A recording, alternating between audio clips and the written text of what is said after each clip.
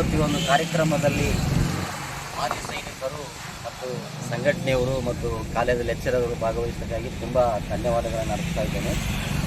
ಏನೆಂದರೆ ಇವತ್ತು ವಿಶೇಷವಾದ ದಿನ. ನಮಗೆ ಭಾರತ ದೇಶದಲ್ಲಿ ಹುಟ್ಟಿದಂಥ ಪ್ರತಿಯೊಬ್ಬ ವ್ಯಕ್ತಿ ಈ ಒಂದು ದಿನವನ್ನು ತಮ್ಮ ಮನದಲ್ಲಿ ಆತ್ಮದಲ್ಲಿ ಬರೆದಿಟ್ಟುಕೊಳ್ಳುವಂಥ ಒಂದು ವಿಷಯ ಅಂತ ನಾನು ಹೇಳ್ತಾ ಇದ್ದೇನೆ. ಯಾಕಂದರೆ ಈ ದೇಶದಲ್ಲಿ ಶಿರಸಾಷ್ಟಾಂಗ ನಮಸ್ಕಾರ ಮಾಡಬೇಕಂತ ವಿಷಯ ಬಂದಾಗ ನಾನು ಮೊದಲಿಗೆ 3 ಜನರಿಗೆ ಮಾತ್ರ ಶಿರಸಾಷ್ಟಾಂಗ ನಮಸ್ಕಾರ ಮಾಡಬೇಕಂತ ಹೇಳ್ತಾ ಇದ್ದೇನೆ.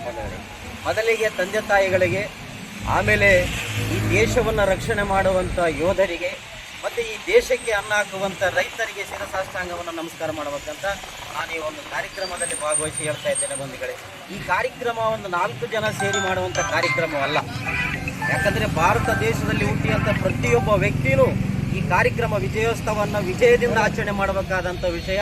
ಮತ್ತು ಈ ಕಾರ್ಯಕ್ರಮಕ್ಕೆ ಸ್ಥಳೀಯರಾದಂಥ ರಾಜಕೀಯ ವ್ಯಕ್ತಿಗಳು ಮತ್ತು ಉನ್ನತ ಅಧಿಕಾರದಲ್ಲಿರ್ತಕ್ಕಂಥ ಸರ್ಕಾರಿ ಅಧಿಕಾರಿಗಳು ಮತ್ತು ಸಮಾಜದಲ್ಲಿರ್ತಕ್ಕಂಥ ಮಹಾನ್ ಮುಖಂಡರುಗಳು ಈ ದೇಶಕ್ಕೆ ಏನು ಕೊಡುಗೆ ಕೊಟ್ಟಿದ್ದಾರೆ, ಈ ಕೊಡುಗೆಯನ್ನು ಸ್ಮರಿಸುವ ಸಲುವಾಗಿ ಈ ಒಂದು ಕಾರ್ಯಕ್ರಮದಲ್ಲಿ ಎಲ್ಲರೂ ಭಾಗವಹಿಸಬೇಕಾಗಿತ್ತು.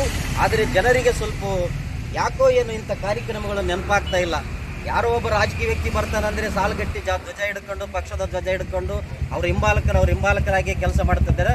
ಇಂಥ ಮಹಾನ್ ವ್ಯಕ್ತಿಗಳ ಬಗ್ಗೆ, ಇಂಥ ಮಹಾನ್ ದಿನದ ಬಗ್ಗೆ, ಈ ದೇಶಕ್ಕೆ ಪ್ರಾಣವನ್ನು ಅರ್ಪಿಸಿದಂಥ ಇಂಥ ಯೋಧರ ಬಗ್ಗೆ ನಿರ್ಲಕ್ಷ್ಯ ತೋರಿಸತಕ್ಕಂಥ ಜನಪ್ರತಿನಿಧಿಗಳಾಗಿರ್ಬೋದು ಮತ್ತು ಉನ್ನತವಾದ ಒಂದು ಸರ್ಕಾರದ ಅಧಿಕಾರಿಗಳಾಗಿರ್ಬೋದು ಇಂಥ ಒಂದು ಕಾರ್ಯಕ್ರಮದಲ್ಲಿ ಭಾಗವಹಿಸಿದರೆ ಬಹಳ ಚೆನ್ನಾಗಿರ್ತದೆ ಮತ್ತು ನಾವು ಗೌರವವನ್ನು ಕೊಟ್ಟಂತಾಗ್ತದೆ ಅಂತೇಳಿ ಈ ಒಂದು ಕಾರ್ಯಕ್ರಮದಲ್ಲಿ ನನಗೆ ಮಾತನಾಡಲು ಅವಕಾಶ ಮಾಡಿಕೊಟ್ಟಂಥ ಎಲ್ಲ ನನ್ನ ಮಾಜಿ ಯೋಧರಿಗೆ ಮತ್ತು ಸೇರಿರ್ತಕ್ಕಂಥ ಎಲ್ಲರಿಗೂ ವಂದಿಸಿ ನನ್ನ ಮಾತುಗಳನ್ನು ಮುಗಿಸ್ತೇನೆ.